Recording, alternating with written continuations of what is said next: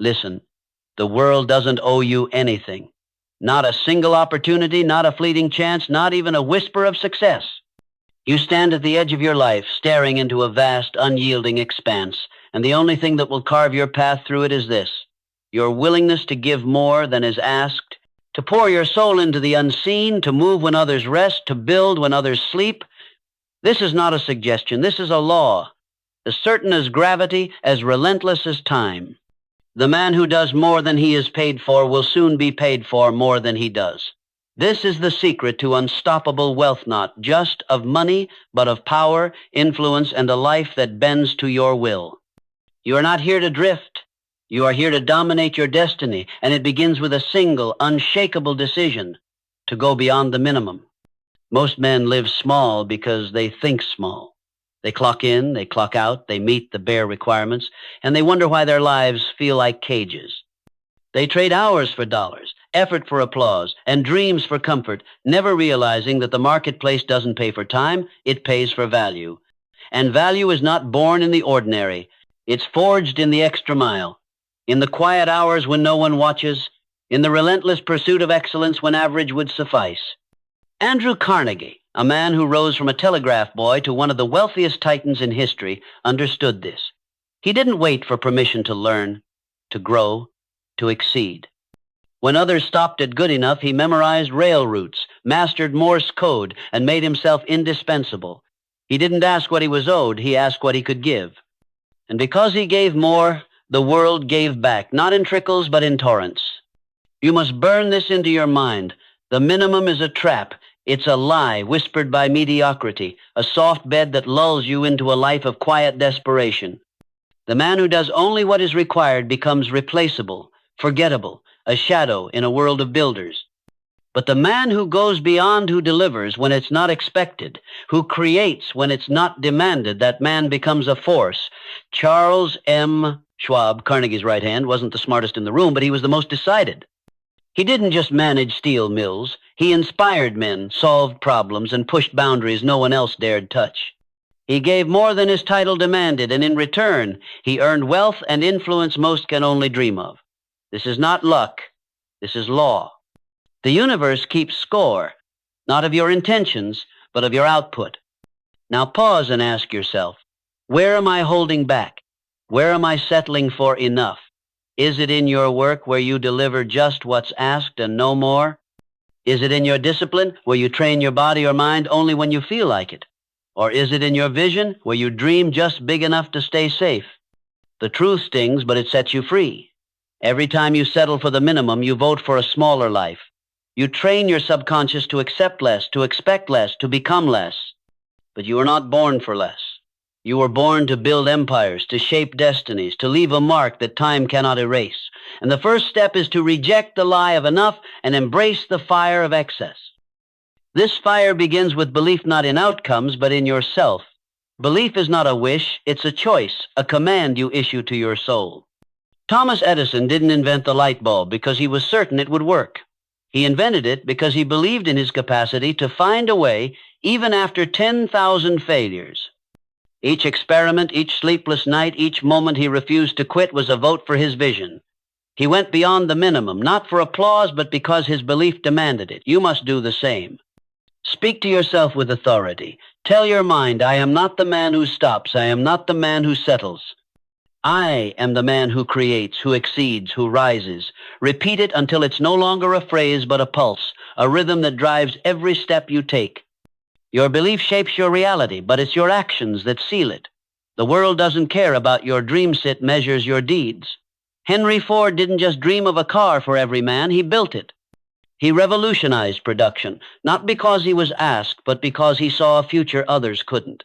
He worked longer, thought deeper, pushed harder. He didn't wait for the market to demand, I've created the demand. That's what going beyond the minimum means. You don't follow the path, you carve it. You don't wait for opportunity, you become the opportunity. And when you move like that, the world has no choice but to follow. But let's be clear. This path is not easy. It's not glamorous. It's not a montage of victories set to music. It's the grind of early mornings, the weight of unseen effort, the silence of working when no one cares. It's the courage to keep giving when the reward feels distant, to keep building when the foundation feels shaky. Most will never walk this path because most fear the discomfort. They cling to the safety of the minimum, to the predictability of average. But you are not most. You are the one who feels the fire in your chest, the one who knows that comfort is a liar and greatness is a choice. So choose it. Choose to give more than is asked, to be more than is expected, to live more than is required. Because when you do, you unlock the secret to unstoppable wealth, not just in your bank account, but in your spirit, your legacy, your life. This choice, this fire, it demands something from you that most will never give. It's clarity. You cannot go beyond the minimum if you don't know where you're going. A man without a target is a man adrift, tossed by the winds of distraction, pulled by the tides of doubt. But a man with a definite purpose, a vision so sharp it cuts through the noise that man is unstoppable. Napoleon Hill called it definiteness of purpose, the single sentence that burns in your bones, the one truth that aligns every thought, every step, every breath. It's not a goal scribbled on a napkin or a vague hope for someday. It's a mission etched in fire that you carry like a compass in a storm. Without it, your efforts scatter. With it, your life becomes a blade, slicing through obstacles with precision. Look at Walt Disney. The world saw a cartoonist, but he saw a kingdom of imagination. When others mocked his dreams of animated films and theme parks, he didn't waver. His purpose was clear, to create joy that would outlive him. He worked longer, risked more, gave everything, not because he was paid to, but because his vision demanded it. He went beyond the minimum, not for profit, but for legacy. And that legacy now spans generations. You must find your own sentence, your own why. What is it you must build before your time runs out? What mark will you leave? Write it down. One line, not 10, one. Speak it aloud until it's louder than your fears, until it drowns out the voices that say you can't. Because when you know your purpose, the minimum becomes insulting. You don't just work, you create. You don't just live, you shape. This clarity is your foundation, but it's discipline that builds the empire. Discipline is not a feeling, it's a decision. It's the choice to show up when your body begs for rest, to study when your mind craves distraction, to push when the world pulls you back. Most men fail not because they lack talent, but because they lack the spine to do what's required day after day in the shadows of no applause. Abraham Lincoln didn't become a legend by chance. He studied law by candlelight, taught himself through borrowed books, and worked tirelessly while others slept. He went beyond the minimum, not because he was born great, but because he chose to become great. His discipline was his rebellion against a world that tried to keep him small. You must make discipline your religion. It's not about perfection, it's about consistency. The man who writes 1 page a day for a year has a book. The man who trains 1 hour a day for a year has a new body. The man who studies 1 skill a day for a year has a new future. Small actions, repeated relentlessly, compound into wealth, power, and freedom. But you must start now, in the mess of your life, in the chaos of your doubts. Don't wait for the perfect moment, it doesn't exist. Don't wait to feel ready, you never will. Discipline is the bridge between your purpose and your results. And every time you cross it, you become stronger. You become the man who doesn't flinch, who doesn't negotiate with weakness, who doesn't settle for less than he's capable of. This is where the law of compensation begins to work its magic. The universe doesn't reward the man who dreams, it rewards the man who delivers. John D. Rockefeller didn't build his empire by wishing for wealth. He studied markets, refined systems, and worked with a precision that others couldn't match.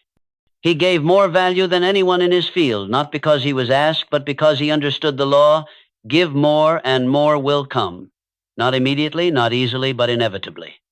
Every time you exceed expectations, every time you sharpen a skill, every time you solve a problem no one else will touch, you plant a seed. Those seeds may not sprout today or tomorrow, but they will grow. And when they do, they'll yield a harvest that others envy but cannot replicate. But let's talk about the resistance. Because it's coming. The moment you commit to going beyond, the world will test you. Your energy will fade. Your focus will waver.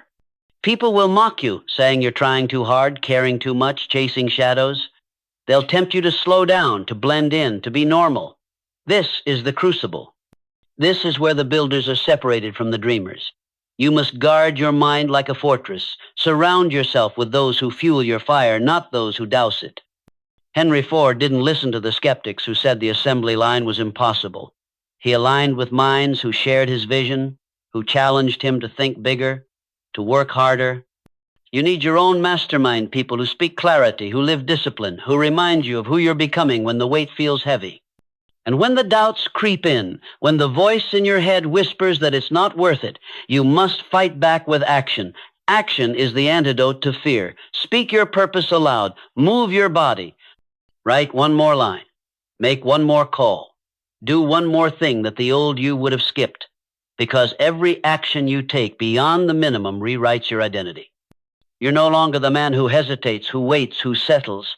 You're the man who moves, who creates, who becomes, and that man is magnetic. He draws opportunities, allies, and wealth, not because he demands them, but because he's earned them.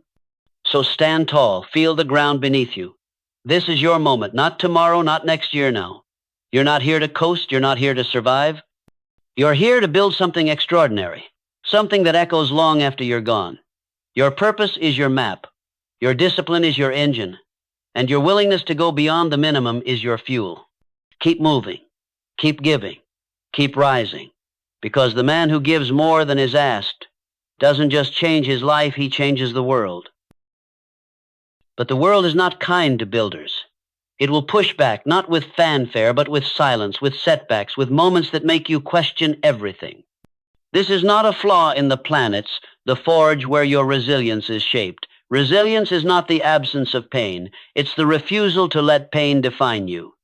It's the decision to rise when your knees buckle, to work when your heart aches, to give when you feel empty.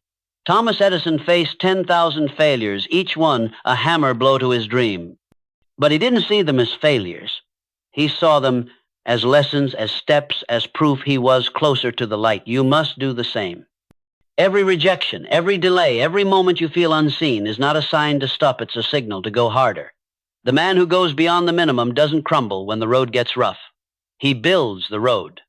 This resilience is fueled by gratitude, a force so powerful it can shift the weight of the world. Gratitude is not a soft sentiment, it's a weapon.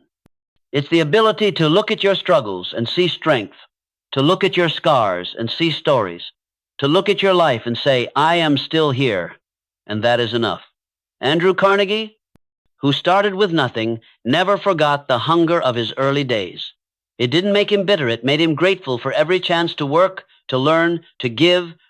That gratitude kept him grounded, kept him moving, kept him giving more than was asked. You must train your mind to see the gift in every moment. When the client says no, be grateful for the chance to improve. When the plan fails, be grateful for the wisdom it brings. When the night feels long, be grateful for the silence that lets you hear your purpose. Gratitude turns obstacles into opportunities and opportunities into wealth. But true wealth, requires more than effort and grit. It demands adaptability, the courage to bend without breaking, to learn without clinging to pride. The world changes faster than you can plan. Markets shift, dreams evolve, and the man who refuses to adapt becomes a relic. Henry Ford didn't just build cars, reinvented how they were made. When others clung to old methods, he embraced the assembly line not because it was easy, but because it was necessary. You must be the same. Study your failures, not to mourn them, but to master them. Seek new skills, not to impress, but to improve. Listen to the world, not to obey it, but to outmaneuver it. The man who goes beyond the minimum is not rigid. He flows like water, finding a way through every crack, over every wall, until he reaches his destination. This adaptability is your edge, but it's your presence that seals your power. You must carry yourself like the man you're becoming, not the man you were. Walk into every room with the calm of someone who knows the outcome is certain. Speak with the clarity of someone who's already seen the victory. Act with the authority of someone who's already claimed his place. Charles M. Schwab didn't rise to lead Carnegie's empire because he was the loudest. He rose because his presence commanded trust, because his energy said, "This is a man who delivers." You don't need to shout to be heard. You don't need to beg to be seen. When you live beyond the minimum, your life becomes a signal, a beacon that draws the right people, the right opportunities, the right moments. You become magnetic, not by chasing, but by being. Now let's talk about the lie that holds most men back, the lie of someday. Someday I'll start, someday I'll commit, someday I'll go all in. That word is poison. It's a thief that steals your time, your fire, your life. There is no someday, there is only now. This moment, this breath, this choice.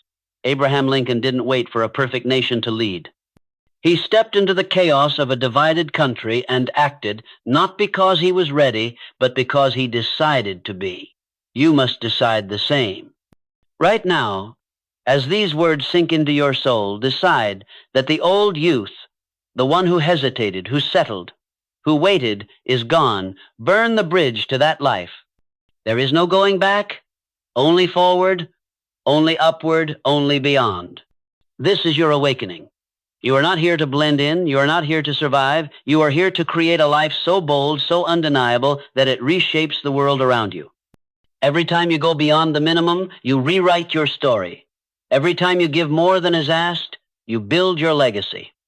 Every time you choose discipline over distraction, purpose over comfort, resilience over retreat, you become the man you were born to be. And that man is unstoppable. He doesn't wait for wealth, he creates it. He doesn't hope for power, he claims it. He doesn't dream of freedom, he lives it. So stand up, feel the fire in your chest.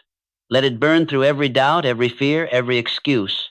You are not the man who stops at enough. You are the man who builds when others quit, who gives when others take, who rises when others fall.